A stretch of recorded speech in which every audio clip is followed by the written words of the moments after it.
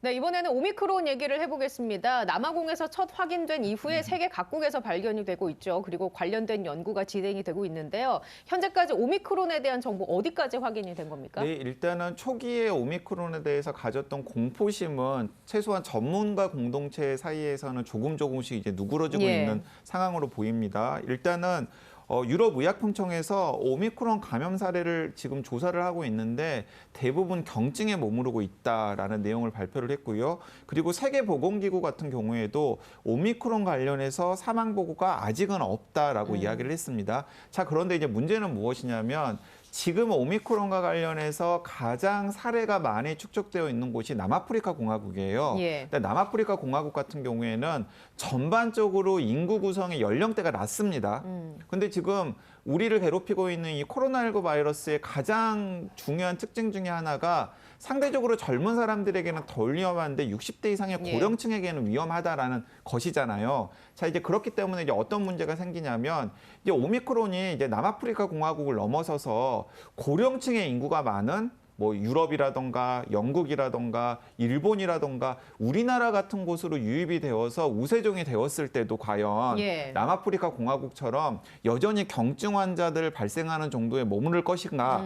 이제 그게 지금 많은 전문가들이 지금 초미의 관심을 두고서 들여다보고 있는 대목입니다. 그래서 지금 얘기해 주신 부분과 맞물려서 이런 일각의 주장이 있습니다. 남아프리카 공화국 같은 경우는 평균 수명이 50세가 안 되기 때문에 아직 우리가 병원성에 대해서 판단하기는 좀 이른 것 아니냐라는 지적이 있거든요. 그리고 파이낸셜 뉴스에서 이 12월 13일자 오늘자입니다. 올라온 기사를 보면 오미크론 경증이라더니 영국에서 첫 입원 환자 나왔다라는 제목으로 기사가 나왔거든요. 교수님은 어떻게 보십니까? 오미크론의 위험성에 대해서. 우선 오미크론과 관련해서 이제 우리가 주목해 봐야 될 게 크게 몇 가지가 있는데요. 첫째 하나는 전파력은 얼마나 될 것인가라고 하는 겁니다. 이제 두 번째가 병원성, 그러니까 위중증 사망을 일으키는 병원성이 얼마나 될 건가 하는 겁니다. 세 번째가 백신과 관련한 것이거든요. 그런데 여기에서 제일 중요한 게 뭐냐면 두 번째 병원성입니다. 병원성. 만일에 전파 확산이 아무리 크고 백신을 아무리 회피한다고 하더라도 병원성이 없으면은 우리가 염려할 필요가 아무것도 없는 겁니다. 그러니까 모든 것들의 최상위의 개념이 병원성이라고 하는 겁니다. 병원성. 그러면 이것과 관련해서 하나 보겠습니다. 오미크론이 최초로 발견되고 보고되었다고 하는 게 보츠와나인데요.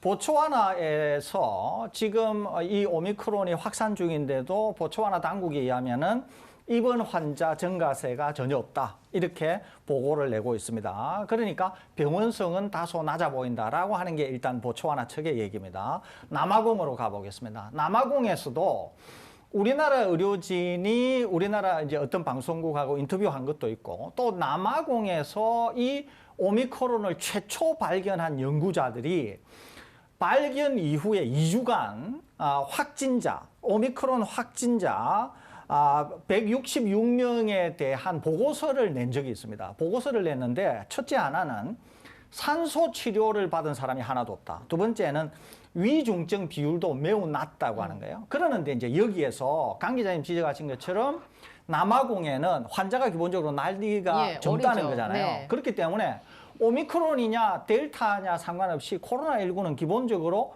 건강한 젊은 분들에 대해서는 위중증이 낮다는 거 아니에요. 병원성이 기본적으로 낮다는 거 아니에요. 그러는데 의료진들이 뭐라고 얘기하고 있냐면 이렇게 얘기하고 있는 겁니다. 자, 남아공에 50대 정도밖에, 그러니까 대부분 국민 연령이 낮은데도 불구하고 델타가 유행할 때는 산소 치료나 위중증 환자가 많았다는 거예요. 그러는데 오미크론이 지금 거의 대세를 장악한 것으로 보이는데도 산소 치료나 위중증이 거의 없다는 거예요. 그러니까 인구가 젊다고 하더라도 델타하고 비교하면은 병원성은 확실히 낮아 보인다라고 하는 게 남아공 당국자들의 발표입니다. 여기에다가 미국으로 가보겠습니다. 미국의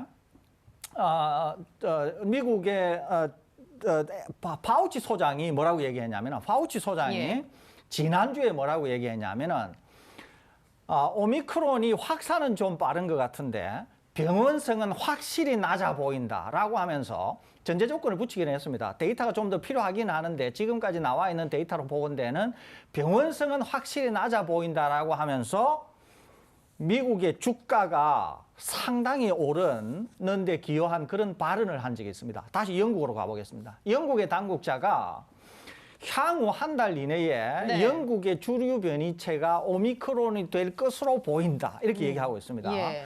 그럼에도 불구하고 병원성은 낮아 보인다라고 하는 게 영국 당국자의 얘기인 거예요. 자, 마지막으로 우리 앵커께서 방금 말씀하신 파이낸셜 뉴스에 오미크론이 경증이라더니 영국에서는 첫 입원자가 나왔다는 거 아니에요. 자, 여기에서 그러면은 이제 우리가 이렇게 생각할 수 있는 거죠.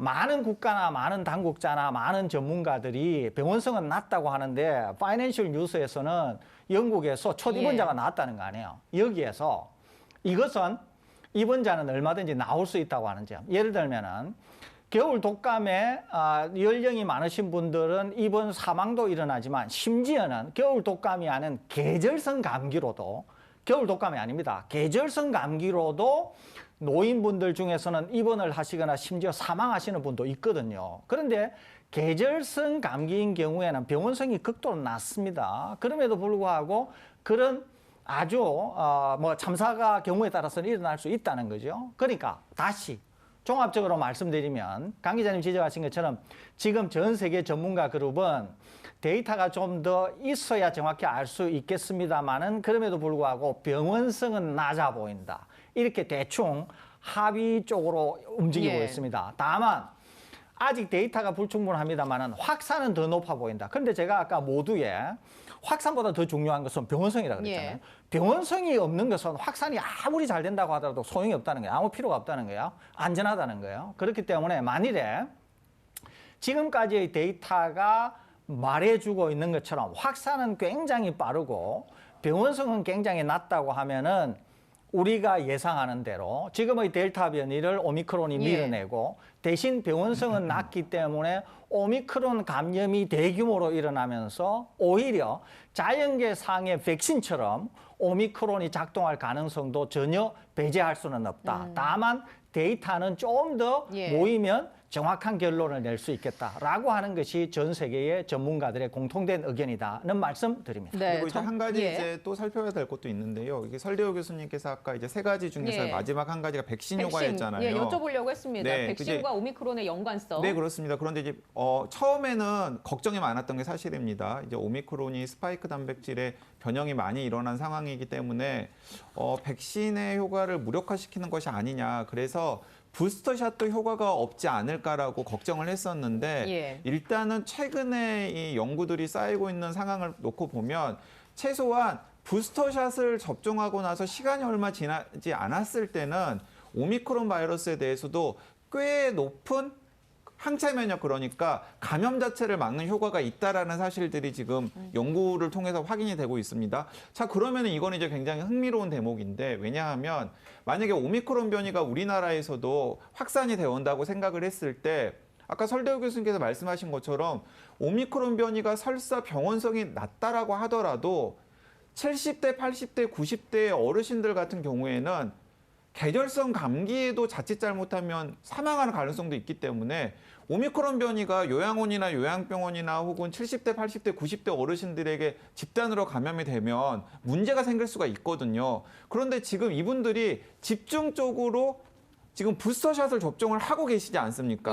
자, 그러면 이분들 같은 경우에는 지금 맞은 부스터샷의 효과가 델타 변이뿐만 아니라 오미크론 변이가 확산되는 데에서도 어느 정도 효과를 발휘할 수 있을 것이기 때문에 오미크론 변이가 지금 우리나라에서 설사 지금 델타 변이를 서서히 밀어내고 우세종이 될 가능성이 있다고 하더라도 지금의 부스터샷이 굉장히 유용한 옵션이 될 수 있다라는 겁니다. 그래서 영국 정부도 오미크론 변이에 대해서 방어력을 강화하기 위해서 18세 이상 국민들에 대해서 백신 추가 접종을 올해 안에 끝내겠다라고 얘기한 것도 부스터샷에 대한 효과를 믿기 때문에 이런 얘기를 하는 거겠죠. 네, 그렇습니다. 그리고 사실 지금 방역 당국 입장에서 강력한 거리두기를 다시 회복하지 않는 한은 가장 좋은 효과적인 수단은 사실은 부스터샷이거든요. 그렇기 때문에 영국 정부도 그 부스터샷에 지금 기대를 걸고 있는 것으로 보입니다. 알겠습니다.